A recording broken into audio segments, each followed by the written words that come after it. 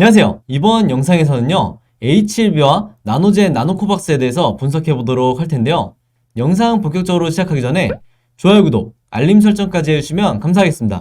자, 여러분 오늘은 일단 여기에 대해서 먼저 말씀을 드리려고 하는데요. 제목을 보시면 아시겠지만 국내 제약사들이 동물 실험에 실패했음에도 불구하고 코로나 치료제 임상을 강행했다. 지금 이 소식이 나왔죠. 이게 무슨 얘기냐면요. 2020년 3월 코로나가 처음 이 전 세계적으로 확산이 되기 시작했을 때 국내 제약사, 그 중에서도 치료제를 개발하는 이 제약사들이 전임상 단계에서 임상 1상 전에 전임상 단계에서 동물 실험을 했을 때 자신들이 갖고 있는 이 치료제 후보 물질들이 코로나 바이러스에 어느 정도 효과가 입증되지 않은 상태에서 한마디로 임상 1상 그리고 임상 2상까지 강행을 했다는 거예요. 자, 여기서 여러분들이 상식적으로 생각해 봤을 때 동물 실험에서 이 효과가, 이 효능이 입증이 안 됐는데 임상을 진행을 해봐야 실패 확률이 굉장히 높다는 거는 일반인들이 봐도 한눈에 알 수가 있는 거죠. 자, 근데도 국내 제약사들이 임상 1상과 2상을 진행을 했다는 거는 무슨 얘기냐면 한마디로 코로나 특수를 이용해서 주가를 뻥튀기를 시키고 싶다는 거예요. 그래서 실제로 이런 의도를 가지고 전부 다는 아니겠지만 일부 국내 제약사들이 작년 2021년도까지도 계속해서 임상을 진행을 했다는 건데, 바로 이 결과로 여러분들이 이미 아시겠지만 대부분의 코로나 치료제를 개발하던 이 제약사들이 개발을 도중에 중단하겠다 이렇게 선언을 했죠. 그래서 여기에 대한 피해는 온전히 이 제약사들을 믿고 투자를 한 주주들에게 이 피해가 전부 다 전가가 됐는데, 여러분들도 기억을 하시겠지만 최근 2년 동안에 이 임상을 진행했던 코로나 치료제를 개발하기로 했던 이 제약사들이 주가가 얼마나 급상승이 나왔다가 다시 급락이 나왔는지 아마 여러분들이 전부 다 알고 계실 거예요. 그래서 여기서 보시는 것처럼 19개 이 제약사가 코로나 치료제에 대해서 임상을 시도를 했는데, 문제는 이 임상 실패가 예견이 됐음에도 강행을 했다는 거죠. 그래서 이 부분에서 제가 말씀드리고 싶은 부분은 이 소식이 나왔기 때문에 앞으로는, 즉 이후에 지금까지 코로나 치료제 관련 이 섹터에 들어왔던 자금들이, 시장의 자금들이 앞으로는 백신이나 진단키트 같은 이런 다른 바이오사들로 이 수급이 쏠릴 가능성이 굉장히 높다. 여러분들이 기억을 하시겠지만 최초에 이 코로나가 확진자가 나왔을 때 가장 먼저 주목받았던 섹터가 바로 마스크 관련주였죠. 그 다음에 이후에 뭐 알코올 관련주라든지 진단키트, 백신, 치료제 이런 식으로 해서 계속해서 이 시장의 자금이 이동을 하는 이런 상황을 여러분들이 보셨을 텐데, 제가 말씀드린 것처럼 앞으로 이 치료제에 관련된 이 종목들에 대한 신뢰가 무너지면서 앞으로는 이 백신 관련주나 진단키트 관련주로 수급이 쏠릴 가능성이 굉장히 높다. 그리고 한 가지 더 말씀드리면 백신 관련주 중에서도 이 백신을 개발하고 있는 국내 제약사들도 오늘 제가 말씀드리는 이 뉴스가 어떻게 보면 악재로 반영이 될 수밖에 없어요. 왜냐면 치료제를 개발을 했던 제약사가 백신도 동시에 개발하는 경우가 있었기 때문에 여기에 대해서 이 악재의 영향을 받을 수 있는데, 우리의 이 H1B와 H1B 그룹주 이 종목들은 여러분들이 아시겠지만 자체적으로 백신을 개발한 게 아니라 바로 이 베트남의 나노젠 나노코박스가 주요 재료죠. 바로 이런 이유 때문에 오히려 이 H1B 그룹주에는 더욱더 신뢰가 높아질 수밖에 없다, 이렇게 저는 보고 있는 거고요. 바로 이런 이유 때문에 여러분들이 앞으로라도 이 국내 제약바이오 관련된 이런 뉴스가 나왔을 때 반드시 이게 어떤 의미를 가지고 있는지 한 번 더 생각을 해보셔야 된다, 이렇게 다시 한번 말씀을 드리겠습니다.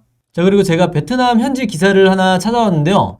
제가 이 내용을 지금 보여드리는 이유가 아직까지 이 베트남 현지에서 긴급 승인에 대한 이 결과 발표가 나오지 않고 있죠. 그래서 많은 분들이 여기에 대해서 현재까지도 굉장히 실망감을 가지고 계실 텐데, 제가 여러분들을 위해서 아직까지 승인이 나오고 있지 않은 이 상황에 대해서 단서가 될 만한 이 자료를 지금 찾았는데, 이 제목을 보시면 베트남산 코로나 백신을 긴급 인허가 검토위에서 속히 제안을 완료했다, 이렇게 제목은 나와 있는데 아래쪽에 구체적인 내용을 한번 보시면 중요한 부분이 나와요. 여기 보시면 회사는 다음 주에 보건부에 보고하기 위해서 제품 기록, 전임상 및 임상시험을 계속해서 보완하고 완료할 예정이다, 이렇게 나와 있는데 이 베트남 현지 기사가 나온 게 1월 13일이니까 한마디로 우리가 일단은 다음 주까지 또다시 기다려야 된다는 건데, 이 내용이 얼마나 이 신뢰도를 갖고 있는지 여기에 대해서는 아직까지 확실하게 확인이 된 게 아니기 때문에 우리가 여기에 대해서 절대적으로 믿을 필요는 아직은 없다. 왜냐면 기존에 나와있던 이 시그널들은 이번 주 주말이나 아무리 늦어도 다음 주까지 결과 발표가 돼 있기로 되어 있었기 때문에 다음 주에 보건부에 보고한다는 이 내용이 구체적으로 어떤 건지 여기에 대해서는 제가 좀 더 확인을 해봐야 될 것 같고, 여기에 대해서 추가적인 내용이 있다고 하면 제가 영상으로 바로 말씀을 드리도록 할게요. 자, 근데 여기서 우리가 추측해 볼 수 있는 거는 이미 긴급사용 승인 신청서가 보건당국에 제출이 된 상황인데, 임상 3상까지 완료된 이 시점에서 전 임상이라든지 임상 시험이라든지 이걸 추가적으로 보완할 게 뭐가 더 있을까, 이렇게 생각을 해볼 수가 있겠죠. 그래서 제가 보는 관점에서는 이 전임상 및 임상시험이라는 거는 그동안에 이 진행을 해왔던 델타 변이가 아니라 지금 현재 새롭게 확산이 되고 있는 이 오미크론에 대한 내용이 아닐까, 이렇게 추측을 해볼 수가 있다는 거예요. 그리고 두 번째 경우는 만약에 이 오미크론에 대한 자료가 아니라고 한다면 지금 베트남 현지에서 물론 이 최종 신청서는 접수를 한 상황이지만 아직까지 이 임상 3상이 작년에 완료가 된 이후에 그렇게 많은 시간이 지난 건 또 아니기 때문에 여기에 대한 이 추가적인 데이터를 보건당국에서, 베트남 보건부에서 계속해서 요구를 하고 있는 걸 수도 있다. 그래서 여기에 대해서 나노젠이 계속해서 이 자료를 취합해서 제출을 하고 있는 상황이다, 이렇게 볼 수도 있는 거죠. 어찌됐든 여러분들이 최종 신청서는 이미 나노젠이 보건당국에 제출을 한 상황이기 때문에 여기에 대해서 최종 발표만 기다리면 된다. 이 상황은 절대 바뀐 게 아니에요. 그리고 또 하나 이제 의미 있는 부분을 제가 말씀을 드리면, 최근에 이 HLB 제약의 박재영 대표가 1월 13일에 단독 인터뷰를 했는데 여기서 매출에 대한 이 부분을 언급을 하면서 어떤 부분을 언급을 했냐면 바로 나노코박스에 대한 얘기를 한 건데, 지금까지 이 시장에 나와있던 단순한 얘기가 아니라 바로 이 HLB 제약이 앞으로 나노젠과 협력을 해서 나노코박스의 생산시설 구축을 검토를 하겠다, 이렇게 공식적으로 발언을 한 상황이에요. 자, 근데 여기에 대해서 여러분들이 생각하셔야 될 게 뭐냐면 이 발언이 바로 HLB 제약의 대표의 입에서 나왔다는 거예요. 여러분들도 아시겠지만 이 진양곤 회장도 마찬가지고 이 기업들의 대표들이 하는 얘기들은 일반적인 이 기업의 관계자가 얘기하는 것과는 차원이 다르다. 즉 공식적인 발언이기 때문에 어느 정도 이 생산시설 구축이라는 이 가이드라인이 나오지 않는 이상은 절대 말할 수가 없는 부분인데, 다른 것도 아니고 나노젠과 직접적으로 협력을 해서 이 생산시설을 구축한다고 다시 한번 발언을 한 거기 때문에 제가 저번 영상에서도 말씀드렸지만 이 HLB 그룹 내부에서는 이미 긴급사용 승인은 어느 정도 기정사실로 보고 있다, 이렇게 보시면 되겠고, 여기에 대한 또 한 가지 근거가 제가 저번 주에 여러분들에게 말씀을 드렸었죠. 바로 이 넥스트 사이언스의 김종원 대표도 작년에 어떠한 발언도 하지 않고 있다가 최근에 1월 초에 올 한해는 2022년은 코로나 백신의 수혜를 받을 거다, 즉 나노코박스의 이 수혜를 받을 거라고 공식적으로 발언을 했었죠. 그래서 저번 주에 이 김종원 대표의 발언, 그리고 최근에 이 HLB 제약 박재영 대표의 발언을 봤을 때 계속해서 시장에 미리 시그널을 주고 있다, 이렇게 보시면 되겠습니다. 자, 그리고 이 부분도 제가 잠깐 언급을 할 텐데요. 바로 베트남 언론에서 이 노바백스 백신이 최근에 한국에서 승인받은 이 부분에 대해서 굉장히 관심 있게 지켜보고 있는데, 그러면서 이 뉴스에서 뭐라고 하냐면 나노코박스, 자국의 나노코박스와 유사한 기술이다, 이 노바백스가. 즉 단백질 재조합 백신이라는 거죠. 근데 베트남 언론에서 이 노바백스 백신이 승인받은 걸 왜 관심 있어 하냐, 아마 제 영상 계속해서 보신 분들은 아시겠지만 지금 현재 베트남 현지에서도 자국의 이 나노코박스를 최대한 노바백스에 벤치마킹을 시키기 위해서 여러 시나리오를 짜고 있죠. 그래서 그동안에 이 노바백스가 어떤 식으로 FDA라든지 유럽이라든지 이런 식의 순차적인 승인을 통해서 이 단계를 밟아왔는지, 그리고 한국 같은 이런 나라들에서 어떤 식으로 긴급 승인을 받았는지 계속해서 체크하고 이 수순을 따라가기 위해서 정부 차원에서 플랜을 짜고 있기 때문에 당연히 관심을 크게 가질 수밖에 없다, 이렇게 말씀을 드리겠습니다.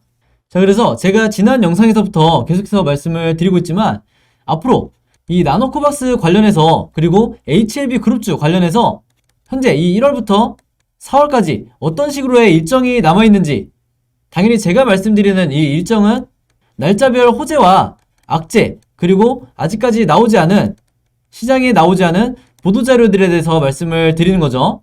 바로 이 부분 때문에 이 HLB 그룹주를 보유하고 계신 분들은 이런 일정을 동반한 고급 정보들을 여러분들이 미리 알고 계셔야 최근에 나오고 있는 이런 세력의 개미털기에 당하지 않는다. 여러분들이 생각하시는 것보다 내가 미리 이 미래를 내다보고 있는 것과 아니면 정보가 없는 상태에서 하루하루 뉴스에 의존하는 거랑은 내가 잘못된 타이밍에 손절이 나올 수 있기 때문에 반드시 이런 자료들을 어떠한 경로를 통해서라도 여러분들이 확보를 하셔야 된다는 거고, 제가 이렇게 매일매일 강조드리는 이유가 바로 이 부분에 대해서 이미 세력들도 알고 있는 자료이기 때문에 여기에 맞춰서 단기간의 악재를 개미털기로 활용을 할지 얘네들은 항상 여기에 대해서 시나리오를 갖고 있다. 이렇게 제가 다시 한번 강조드리고, 바로 이 부분 때문에 제가 영상을 통해서 최대한 많은 분들에게 무료로 공유를 해드린다는 거죠. 그래서 이 내용들 알고 싶으신 분들은요, 제가 전부 다 정리를 해놨으니까 여기 제 번호 010-5826-4556으로 숫자 7이라고만 간단하게 적어서 문자 보내주시면 제가 문자 보내주신 모든 분들에게 이 자료들 무료로 공유해드리도록 하겠습니다. 제가 어제도 말씀드렸지만 12월까지 제가 보내드린 이 자료 갖고 계신 분들은 제가 추가적으로 업데이트한 이 나노코박스 관련한 내용들이 있기 때문에 이번에도 마찬가지로 제 번호 010-5826-4556으로 숫자 7이라고만 문자 보내주시면 제가 업데이트된 자료까지 다시 한번 공유해드리도록 하겠습니다. 특히 여기 나와있는 일정 중에 제가 아까 말씀드린 앞으로 WHO라든지 유럽, 그 다음에 최종적으로 FDA까지 어떤 식으로 일자별로 승인이 진행이 될지 여기에 대해서 제가 전부 다 정리를 해놨으니까 필요하신 분들은 영상 보시면서 문자 보내주시면 제가 아무리 늦어도 3시간 안에 전부 다 답장을 드리겠습니다. 자, 여러분, 그럼 오늘 영상은 여기까지 찍기로 하고요. 저는 다음 영상으로 뵙도록 하겠습니다. 감사합니다.